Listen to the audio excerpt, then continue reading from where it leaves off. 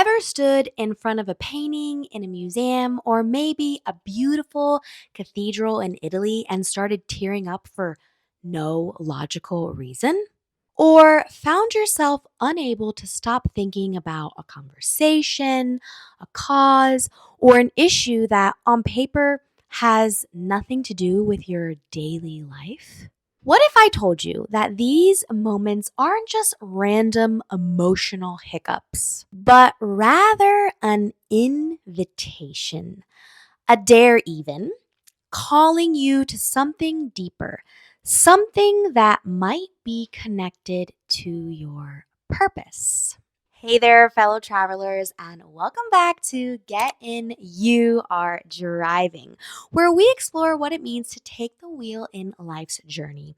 I'm your host, Maria, and I want to share something with you that I think very many of us forget all the time, which is we have more control than we think. Because in life, we get to choose our direction, our response, and our attitude.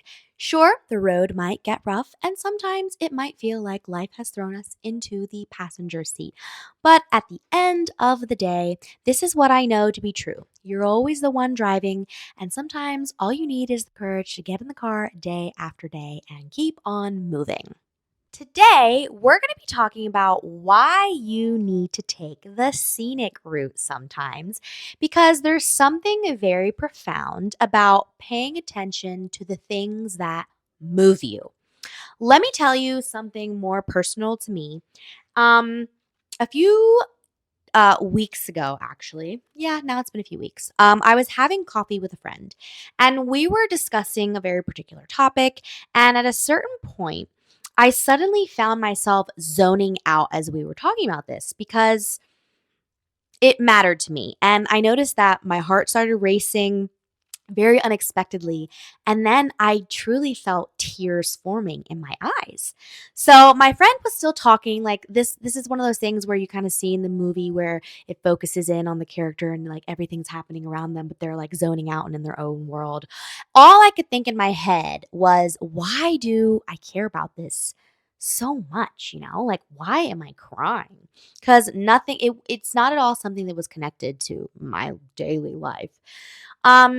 But it really felt like, okay, this isn't just casual. Like, this is something deeper because it felt like a fire igniting inside me whenever this particular topic came up.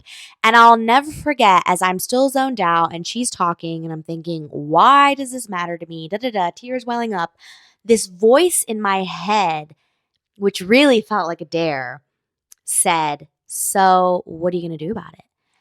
And it really like shook me and it moved me even further because it made me realize consistently that like, okay, this has been something that's on my mind. And maybe when we find ourselves deeply caring about something without a very logical or concrete explanation, maybe it's not random, but perhaps it's like a signpost of like, pay attention because you care so much about this. And yeah, it got me to thinking like, maybe it's pointing me to something important, something that I will do in my life eventually, something that's connected to my individual purpose. So today, we are going to explore why the things that maybe stir our hearts aren't accidents and how maybe they're invitations. Invitations to take a detour from our carefully planned route and explore the scenic path that might just lead us to something extraordinary. So, we'll look at how to recognize these stirrings, understand what they might be telling us, and most importantly, how to respond to them. Because you guys know I like my practicality. And we'll talk about the cultural component too of all of this between Western and Eastern philosophies. Because while follow your heart sounds great, I think we also need to be thoughtful about balancing passion with practicality in a way that makes sense for our unique situations. Because sometimes the most meaningful destinations aren't found on the expressway, they are discovered when we have the courage to follow what moves us to take the scenic route that calls to that deeper part of us. So let's begin the journey and get in today's episode. How do we recognize these things that are very important to us? I think it starts with paying attention to what you care about and paying attention to your actual response, both physical and emotional. So think about it. Our bodies are also fascinating messengers. I wish we all listened to or paid attention to how our bodies reacted to things more.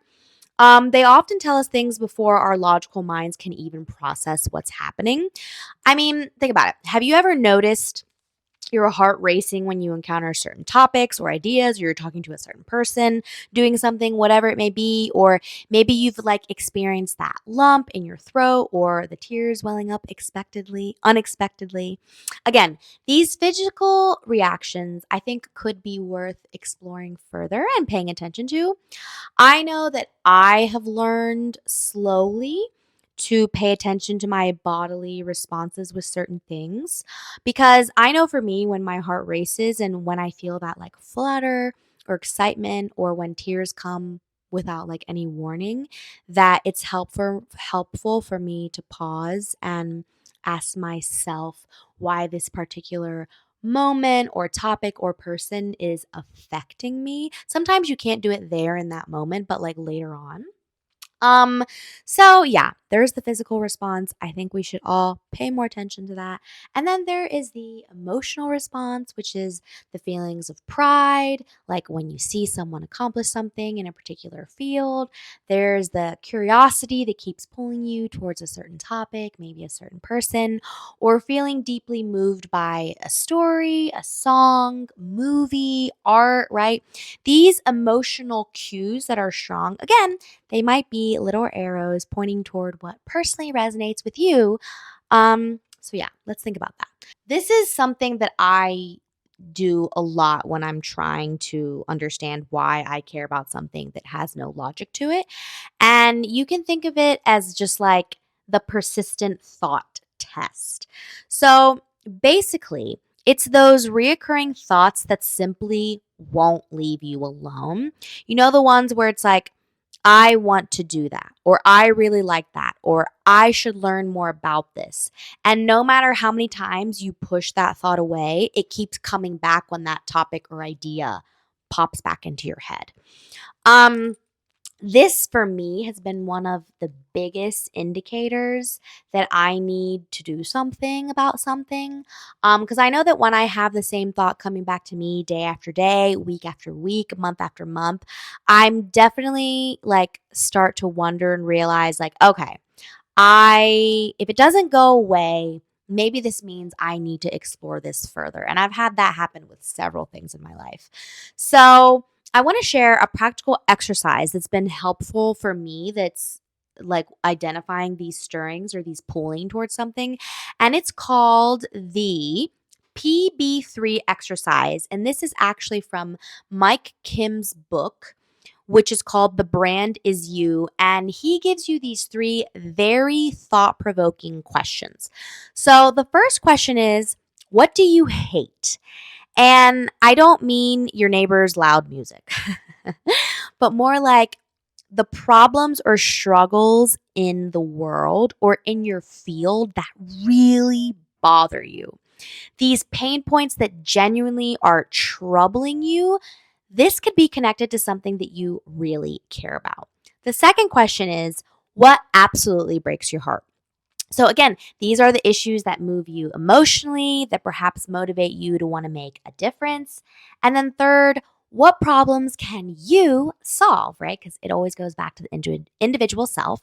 And these are the skills or solutions you might be able to bring to these issues. So, again, this is from PB3 exercise, Mike Kim's book, The Three Questions. If you're watching on YouTube, I'll put them up. So, again, these signals, physical, emotional, and mental, seem especially worth considering in today's world that is full of distractions. We have talked about this before. Because again, we are constantly bombarded with notifications, trends, and other people's priorities and other people's opinions. I think it can be really challenging to sit with ourselves and distinguish what is other people's noise and what's actually the noise going on in our head with our own thoughts. So, here's a little activity I'd like you to try right now, wherever you are. You could try it later. And I want you to think about the last time that you felt deeply moved about something. It could be a conversation, a news, a TikTok, a story, a book, even a random thought you had. When was the last time you genuinely felt moved by something? And what was happening in that moment? And think about, was it about the particular situation that stirred something within you? So again, take a moment to sit with that. Maybe do it at the end of your day when you have more time. But yeah, what's something that moved you? Because again, I don't think these stirrings are random emotional responses. I really do think it could be something pointing us to something deeper. The intersection between passion, skills, and value. All right, so we talked about how to recognize those stirrings. And now I want to talk about a few more things. But yeah, so the intersection between these three things: passion, skill, value. So when we start to pay attention to what is stirring us, what is moving us, where do they lead us? Like, where do we go from here? And I have found that understanding purpose isn't just as simple as following your passion. I think it's actually more nuanced than that and even more interesting than that. Um, there's a framework that I heard. I don't even know where I heard it, but I just remember I wrote it down on my notes app. And essentially, it's very helpful, but it suggests that purpose exists at the intersection of three key elements, which are passion, skill, and value. So I'm going to repeat that. Purpose exists at the intersection of three key elements: passion, skill, and value. So think of it like coordinates on a map that might help guide you towards something. All right. So first there's passion. Those are the things that light you up, that you're drawn to, that you find yourself thinking about even when you don't have to. And these are the stirrings that, again, we kind of just talked about, that there could be something deeper there. Then there's skill, because I also think that I'm kind of in between what I think about this actually. I do wonder if some people are just more passionate than others, because I have had a lot of conversations with people and they don't necessarily feel super passionate about something. So maybe let's focus more on your skill, because I know that's a big thing. So again, skills are the talents, abilities, and expertise you have developed or could develop with practice. And these are things that you're good at, your natural strengths, like it just comes easily to you, and the capabilities you've honed through either your education, experience, and effort. Then there is value, which is basically the societal impact, the positive impact, or the contribution that you can make to others through your work or activities or whatever you're involved in, maybe in your community. This is how what you do serves people, it solves problems in the world, or again, it's just meeting needs in your community and the world around you. So, when you find activities or pursuits, because I think a lot of times we can fixate on that this has to be your job. I also think that you can do this completely separate from your job. I think we just put too much pressure on our job being everything, at least in the West. So again, you can find activities or pursuits that combine all of these elements. That's where I think the magic can happen, when you find a place you can do this. And again, I think that this is the intersection where purpose really reveals itself for you individually. So, for example, maybe you're passionate about eating healthy. You just really care about it. You light up when talking about nutrition. You're constantly researching the latest food science, and you find yourself wanting to share all this with others. And again, you're just super passionate about this topic. Now, let's say you're also really skilled at breaking down complex information and explaining it in simple terms. Perhaps you're kind of like a natural teacher with this, or you have a knack for creating systems that help people implementing new habits. Again, an example. So, this is the skill element, right? So, the passion was you really like eating healthy. The skill is you can break concepts down and make them digestible for people. And then finally, there's a clear need in the world for accessible, practical, nutritional guidance that helps people make healthier choices without feeling overwhelmed. So, By combining your passion and skills in this area, you can provide real value to others who are struggling with their health. This is just one example. So, again, that intersection, your passion for nutrition, your communication skills, and your skills of breaking down information, and the value you can provide to people seeking healthier lives creates a potential purpose pathway. What's powerful, I think, about this framework and the intersection of these things is that it helps us move beyond the simplistic of like just follow your passion advice. Because I feel like finding this intersection can give you direction without limiting you to just one path. I think this is an opinion that we are moving more towards, at least my generation, thinking that we can do one thing for 4 years, but then we can do another thing. Like, we don't just have to pick one thing and stick to it. And I think that's just going to continue on growing. I really like that sentiment personally. I don't want to be tied down to just one version of Maria. I want to think that, who knows, maybe in 10 years I'll be so interested in cooking, baking cupcakes that are healthy for my tweens, like super specific, right? But I just like this idea that I think Gen Z does have of evolving and growing and just always doing new things. Like, I just don't think we should limit ourselves. So, again, I really like this framework. Um, and again, I don't think there's one perfect intersection in life. And I think that Gen Z is figuring that out. There might be several areas where you have passion, skill, and can provide value to society. And these intersections might shift and evolve as you grow and change throughout your life. And also, depending on society and maybe the problems in the country or the area that you live in that could be solved. Like, really think about this and remember how much this could evolve. But I just think this is really, really cool to think about. And this doesn't just mean you have to be an entrepreneur. I think it can be implemented in a lot of practical ways. So the key is to start noticing these potential intersections where what moves you connects with what you're good at and what other people might need and broader society. And I think this is what makes us good villagers, so to speak, for our community. I think community is something that has really lost its value in our current society today. And if we could all think about like our community and how to be helpful as a whole, I think we would just live in a much better world. But that's just an opinion. I won't rant on other things.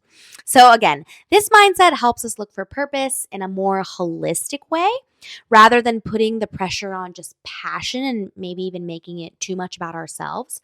So, as you reflect on those stirrings, we discussed earlier considering adding these two questions. How might this connect skills? Sorry.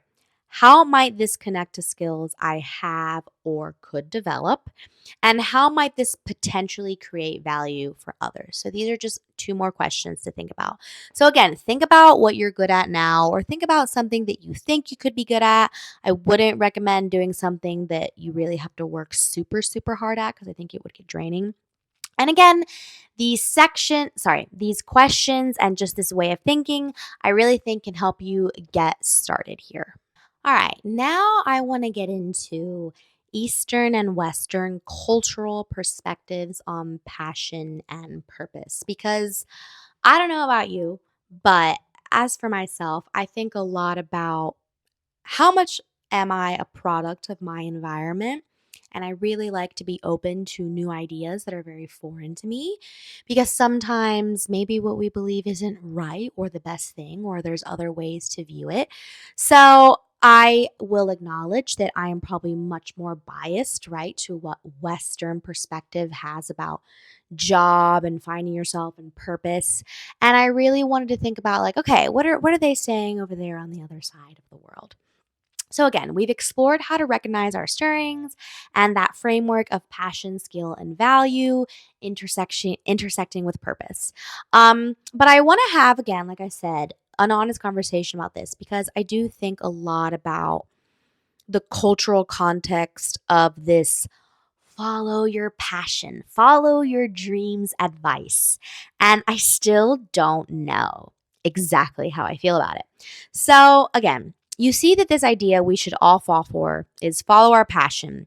But I'm realizing that I don't think this is a universal truth. It's actually deeply rooted in Western individualism, and I think it's worth examining critically. So, there's a fascinating study I found that's from Yale and US that looked at how different cultures approach the concept of passion in career decisions. They compared Americans and Singaporeans, I hope I'm saying that right, representing Western and Eastern perspectives. And what they found was, I think, really illuminating. So, while people across cultures generally like the idea of pursuing their passions, Americans endorsed it significantly more than Singaporeans. Shocker. Americans were much more likely to agree or strongly agree that pursuing a passion would be a smart career move. And they expected much more positive outcomes from doing so, like greater fulfillment and eventual success. So, no shocker, right? Now, why this difference? Well, in Western cultures, especially like the US, right? I'm speaking mostly from an American point of view.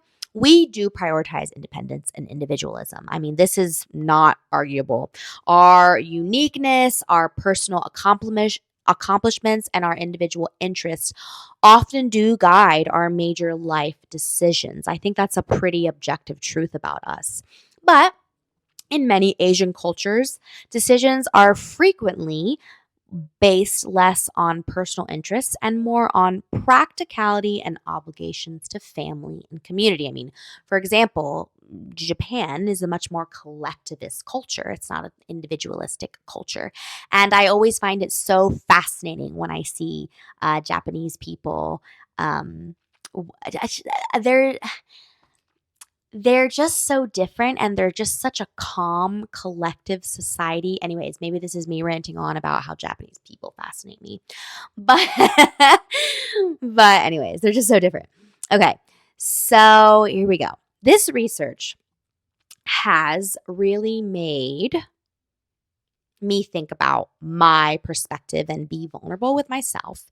And again, I have found myself wondering, is this whole follow your passion mentality actually just a privileged Western perspective? Is it something that only those with certain economic advantages can realistically pursue? So yeah, I've really been thinking about what that means, the truth in that. I have an internal dialogue often about this.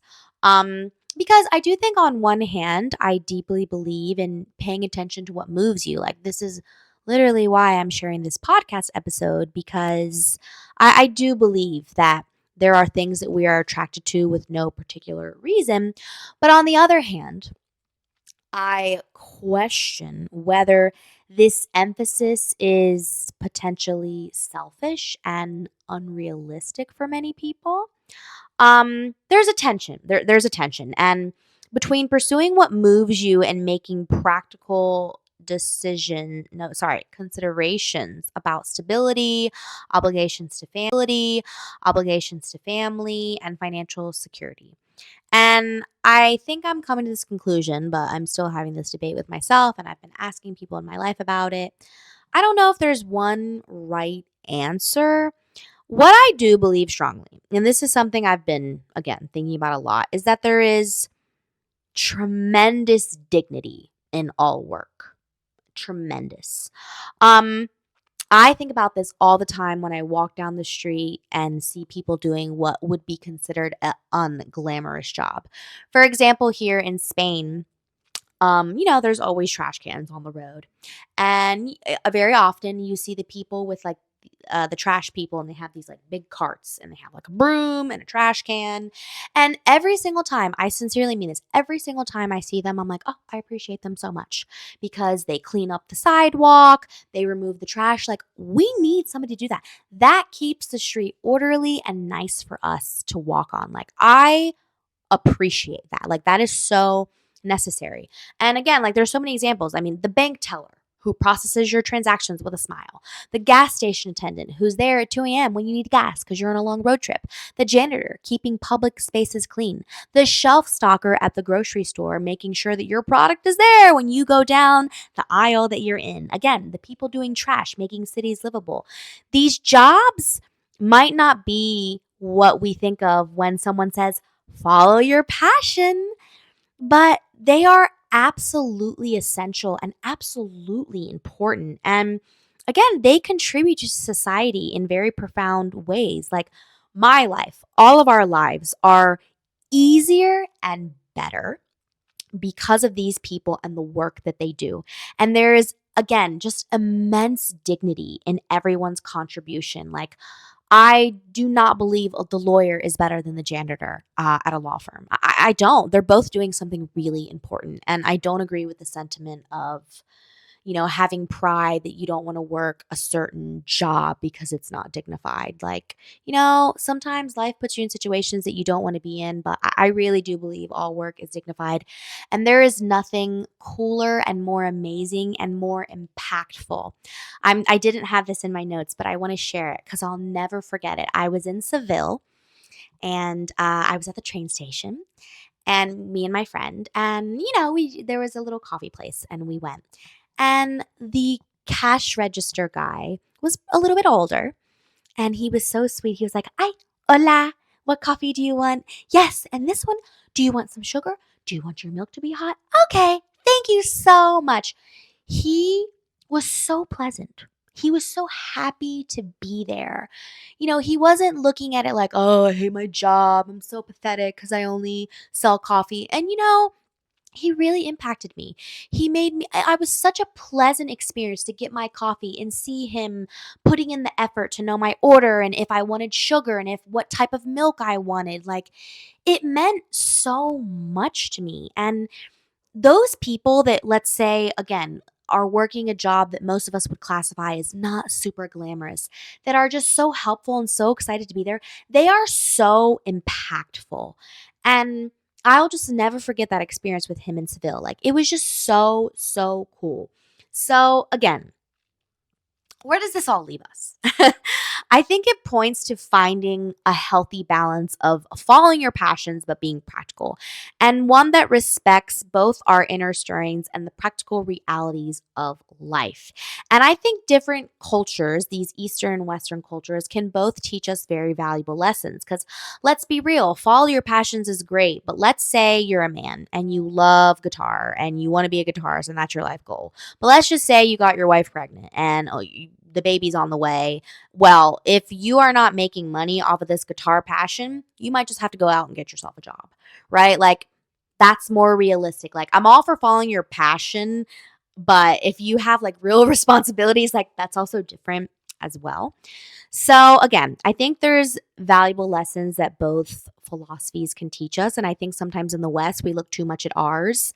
I won't speak for the East because I'm not from there. So, I don't want to say like yours is wrong. But from what I understand, this is how I see it. So again, from Western culture, I think we can embrace the importance of personal fulfillment and finding meaning in our work and trying to contribute to our society as a whole. And then from Eastern perspective, I think we can learn about practicality, duty, responsibility, and considering obligations to other people when making our career decisions. They highly respect their families and elders, and I really respect that from the Eastern philosophy. So, again, as the researcher in this study that I mentioned, Dr. O'Keefe from that Yale NSU study, he said, "What may bring people the most fulfillment is to pursue a career in a way that fits their own notion of passion, which is shaped in part by their culture." So, for Americans, this might mean pursuing what motivates and inspires them. For others, it might include a more practical evaluation of both passion and obligations. And I think that's perfectly okay. And I think there's so much wisdom in both of them because the truth is, I'm still personally figuring out this balance for myself and what I think is right here. This is something I also think you should sit and suggest. Because I want to have a healthy balance with passion and purpose and acknowledge the things that matter to me, but also understand that I have to be practically responsible and be able to take care of myself and make sure I have food and money. So, yeah, I think this is a journey that many of us are on. So, maybe rather than blindly following pursue your passion mantra or rejecting it entirely and saying it's crap, perhaps we can take a more nuanced and balanced approach, which is one that honors what moves us while remaining grounded in the reality of life, obligations, and responsibilities, and also circumstances. All right, friends, now we are going to talk about taking the wheel and taking your scenic route. So, I've mentioned this before, but all my episodes are basically based off of my journal entries and the things that I'm really thinking and processing about life. And I've just been noticing like this big thing of like paying attention to the things that I really care about. So again, we've talked about recognizing our stirrings, understanding that sweet spot intersection of passion, skill, and value. And then we talked about the cultural part of it because I really did want to include not such a biased opinion and be like, just follow your passion. Because I feel like that really overwhelmed me when I was in college and choosing something. And I just don't like that advice. So, anyways, again, I've just been thinking a lot about paying attention to things I care about and what that means and what I've been learning. And now I want to talk about why sometimes paying attention to things you care about matters. And I relate it to taking this scenic route. So there's a quote by Margaret Mead that I really love. And she said, "Never doubt that a small group of thoughtful, committed citizens can change the world. Indeed, it's the only thing that ever has." And this is so true because it's true. If something bothers you enough and you want to do something about it, you take action. Um, So, this quote really reminds me of the meaningful change that can often begin with someone who is simply paying attention to something that matters to them. And that's going to look so unique to each person. I really think just paying attention is the first step to any meaningful action in your life. It's just a moment where you acknowledge that something is stirring within you and you decide to explore it further. I mean, think about it like this. Have you ever found it curious why you're so curious and interested in certain things? I think about this all the time. For example, I've always been drawn to clothes and fashion. Always. I've always liked it. But I never sat myself down and said to myself, "Hey, you're going to like clothes." And then I started loving clothes. Like, no, this is just something that's in us. We just like it and we can't explain why. I think this is fascinating because we don't choose what we like in this weird way. It chooses us. And I actually think there's something really cool to think about there. So, yeah, think about something that you like, that you've always liked, and you have no idea why. Maybe that means something. And again, I've just been wondering, should we be paying attention to these inexplicable cues? Because maybe they really do. Like, I don't want to say for sure concretely they have something to do with your purpose. Like, I don't know. But maybe they're worth exploring. Maybe it's worth thinking about. Um, so again, I don't have a concrete answer, but I've just noticed that I've always been naturally inclined towards things that I'm like naturally good at. There seems to be this connection between what draws our attention and where our talents lie. And this is why I just think it's so valuable to occasionally take the scenic route in life, to make time for activities that have absolutely nothing to do with hustling, with productivity, or honestly just advancing your career. Just what is it that you like to do? Because I think sometimes it's those moments of simply doing what you enjoy that you discover something important to you. Um, it's also why I think there's tremendous value in not having your identity tied to just one thing in your life, especially not just your career. When we define ourselves solely by what we do for work or who we are, maybe we just identify as being a parent, I think we miss out on so many other aspects of who we are and what matters to us and who we could be and figuring out these different sides of who we are.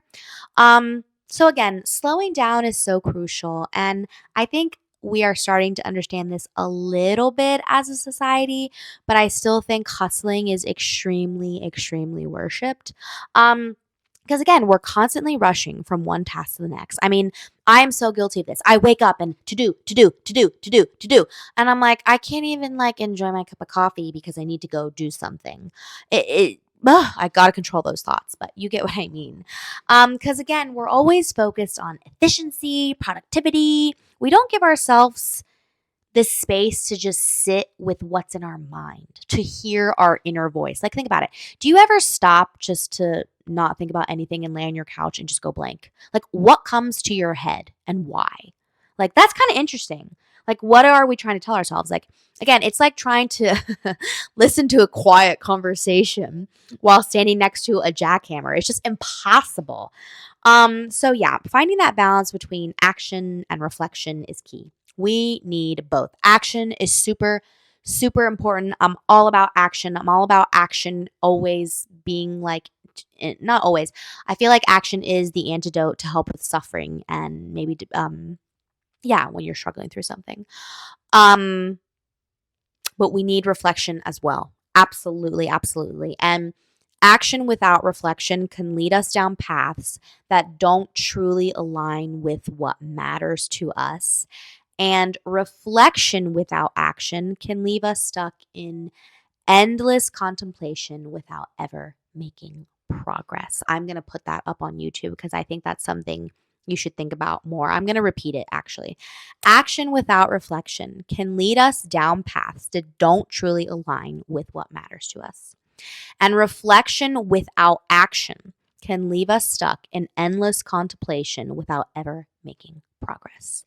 So, again, these are just simple ways to create this space in your life. Maybe it's taking a walk without your phone or your headphones in. I'm very guilty of this. I still have not gone on a walk without my headphones. I know it would be so good for me, but I'm like, I just want to listen to music. Or maybe it could be journaling for 10 minutes in the morning or setting aside time each week to pursue a hobby that you like that has nothing to do with you. Again, I really think these small practices can help us notice what truly matters to us. And it may not happen right away, but like everything, give it time. History is full of examples of people who paid attention to what they cared about. And I want to talk about a few because these people created meaningful change. And first example, let's talk about Mother Teresa. She felt a deep stirring to leave her convent, and serve the poorest of people in Calcutta. She followed this. We know that she did it right. And she founded the Missionaries of Charity, which has literally helped millions of people worldwide. So she had a stirring, she followed it. Secondly, there's Martin Luther King Jr. I absolutely love this man who was driven by his belief in justice and nonviolent resistance. And by following his calling and what moved him, he led the civil rights movement in the US and he advocated for racial equality, inspiring change through his speeches, protests, and leadership. I only have two examples, but there's so many more. Um, you don't have to change the world though on such a grand scale. Cuz sometimes I think we feel like, well, I mean, like who am I? Like I can't do anything. Like I'm just me. And when I think of people who do this more small scale, I actually think of entrepreneurs because I've been listening a lot to them lately. And they talk a lot about creating a product or service because they personally faced a problem and they knew others probably have this problem as well. And they paid attention to like the frustration, the need, and then it led them on this journey of solving a problem, not only for themselves, but for others. I mean, when you think of any good business or good product, it all starts with solving a problem in the business marketplace, right? There's so many stories about entrepreneurs that have done well because of this. I can even use myself as an example. This podcast literally exists because I kept noticing how many conversations I was having with people that left me so discouraged and thinking that I genuinely, like, not even thinking, believing I had no control over my life and that there was this part of me that just could never get through like the things that I was facing. But there was this super strong feeling in me as well that just rejected this message and saw so many other young people. So there was, okay, I feel like I'm not phrasing this well. There was a part of me that just could not accept all this. And I was just rejecting it. And because I was seeing a lot of other people around me young, also feeling discouraging and just in need of having like an encouraging voice to embolden them, to make them know that it is possible, that they are the driver in their life, that even though things have changed for our generation, we can live the life that our parents or whoever we want to mimic their lives have. I just really wanted to for people to realize that. And this stirring, like this feeling that I had about this topic of like, where is the encouraging voice? It just didn't go away. It kept coming back. And I remember I was literally laying in my bed super upset. And I was like, how could I do more? How could I say more? And I just had this random thought of doing a podcast because of like this predicament that kept bothering me, which was, where are the encouraging voices? Where are the people telling us that we're fully capable?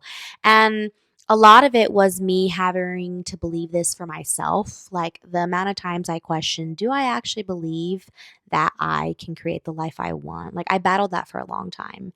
And I do. I really do believe that. And I want others to believe that as well because it's something that I just know to be true. And again, the stirring wouldn't go away. And here I am sharing this with you and reminding you that you're the driver in your life. So, taking the scenic route doesn't mean you'll never reach your destination. I think sometimes it means you'll discover a better one. There might be a lot of detours on the way, and one that you wouldn't have found if you stayed on the expressway, focused only from getting from point A to point B. So the point is here, don't be too focused on one thing. Take detours and take that scenic route. Last but not least, I always like to go over practical steps to what I talk about. So, we're going to talk about practical steps to paying attention to what you care about. So, we've covered a lot of ground from recognizing our stirrings to understanding the cultural perspectives on passion and purpose. And again, I want to get practical now and talk about what are some of the specific steps that you can take to pay more attention to what you care about. So, first and foremost, I want to emphasize something important. I always say this in my podcast, not every episode, but probably almost every episode. Don't take what I say at face value. Everything we're discussing today needs to be filtered through your own experiences, your own cultural background, and your own unique circumstances. We are all shaped by our environments and our upbringings. So, again, what resonates for me might not be right for you. And take what serves you and leave the rest. So, one of the most powerful tools I've found for identifying what matters to me and paying attention to is journaling. I've already said it a couple times. Like this podcast literally was created based off of my journaling. Because I really think there is something. No, I don't think, I know. Journaling to me has been this experience of my consciousness connecting with my unconsciousness. And I've noticed that when I sit and journal, there is so much that I deeply understand about myself and life. It doesn't have to be super long because maybe you're thinking like, "Oh my gosh, but I don't want to journal."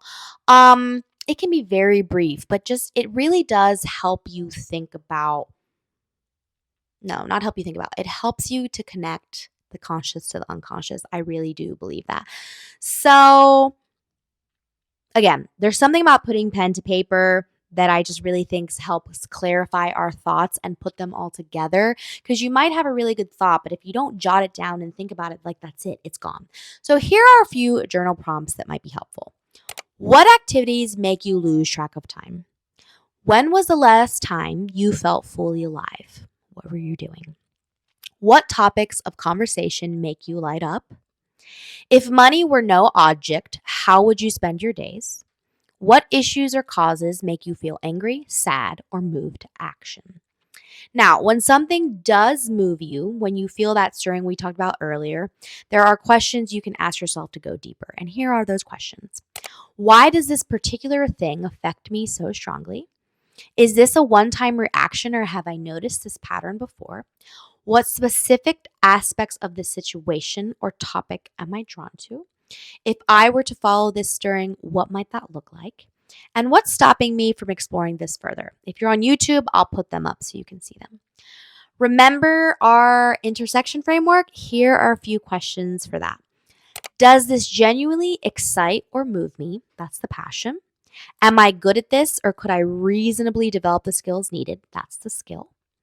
Does this serve others or meet a need in the world? And that's the value. I will also put these questions up. Also, ChatGPT would be wonderful in helping you with this.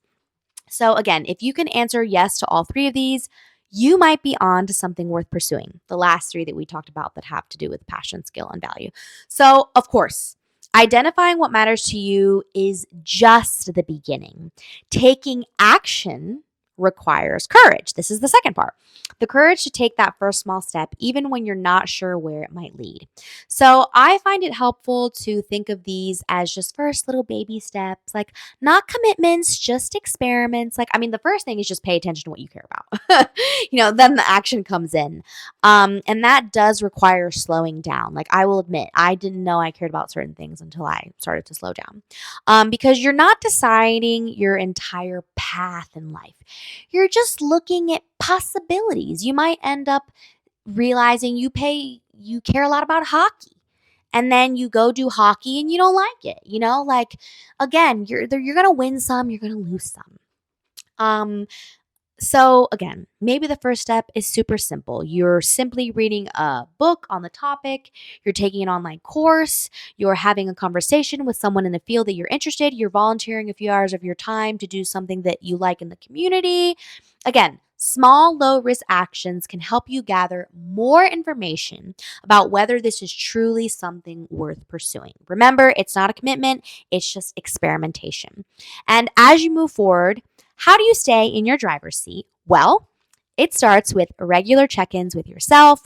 Are you still feeling that spark? Are you having any physical, emotional, or mental reactions or stirrings? Are you growing and developing in ways that feel meaningful? Is what you're doing aligned with your values and the life you want to create? Think about these things because sometimes our path is going to evolve as we learn, as we grow, and that's okay. 2 years ago, I had no interest in personal development. Like, I didn't think much about it at all. And now I've realized it's something that I really, really enjoy and I like. I mean, hence this podcast. So, again, things will evolve, things will change. Staying in the driver's seat doesn't mean sticking rigidly to one road. It means every now and then getting off the highway and taking the freaking scenic route to your destination so you can simply think and be present and look out the window. I wish we took the scenic route more often, but in reality, a lot of times we have to stay on the interstate. But man, there's just no better feeling than looking out the window and knowing you can't do anything else because you're in the car and just being still. And again, I think staying in the driver's seat also means remaining conscious and intentional about your choices, adjusting your course when necessary, and remembering that you have agency in shaping your journey. You have control. You are driving. The key is to keep paying attention to your responses, to opportunities that might arise, to what energizes you, and also to what drains you. And again, this is an ongoing awareness that keeps you connected to what truly matters to you, which is the foundation for creating a life that feels authentic and meaningful. Guys, we are now wrapping up today's episode. I want to circle back to the moment that I shared in the very beginning, which was sitting in the coffee shop with my friend and having that like zoning out moment that you see in a movie and, those tears welling up because of this conversation that we had. And just that powerful question that was posed, which was, so what are you going to do about it? That question truly was a personal dare for me about something that I really care about and something that I'm going to pursue little by little. And it really transformed what could have just been another emotional response that I usually was having about this topic. It really transformed it this time into an invitation to action. Um, and while I don't have all the answers yet about this, I'm still pursuing it as we speak. I'm learning to pay attention to these moments and these stirrings, and I really think it's a crucial part about being your own driver because these are things that only you can figure out for yourself. Again, I'm still figuring out this balance. I'm still navigating between following what moves me, but also being practical and understanding my time frame. Also, like honoring myself, honoring my family, honoring a future family that I may want. Again, this is all a journey. It's not a destination. Life is always about the journey and not the destination because destinations usually last for 5 minutes and then we're off to the next problem. This is just how life is, right? So now I want to turn and I want to ask that same question to you. What are you going to do about it? What are you going to do about the thing that keeps tugging at your heart, that causes the cause that moves you to tears, the idea that won't leave you alone, the skill you love using, and what small step might you take to explore it further today? Remember, you're always in the driver's seat. Even when life feels overwhelming, even when circumstances seem to dictate your choices, you still have agency in how you respond and how you prioritize. And remember, sometimes drivers, no, not sometimes, we aren't driving at all hours. Like we come home and we go to sleep. So that leads me to my point of remember to take some time to rest and think and just be with your thoughts and stop. Stopping is productive. Like resting is productive. It's like we all know this, but we don't do it. Because again, paying attention to what you care about, I don't think is self-indulgent. I think it's really the first step to living a life of meaning and purpose. And whatever that looks like for you and the cultural context that you're in, I think it's about honoring your unique perspective, skills, and honestly, the unique contribution that you can offer to the world. Sometimes that means taking the scenic route, slowing down, noticing what matters, and being willing to explore paths that aren't on your original map. Because often the most beautiful destinations are the ones we discover when we're paying attention to what truly moves us. Guys, thank you so much for being here on me with this journey today. Thank you so much for listening. Until next time, keep your hands on the wheel, your eyes on the road, and most importantly, your heart tuned to what truly matters most to you. See you next time.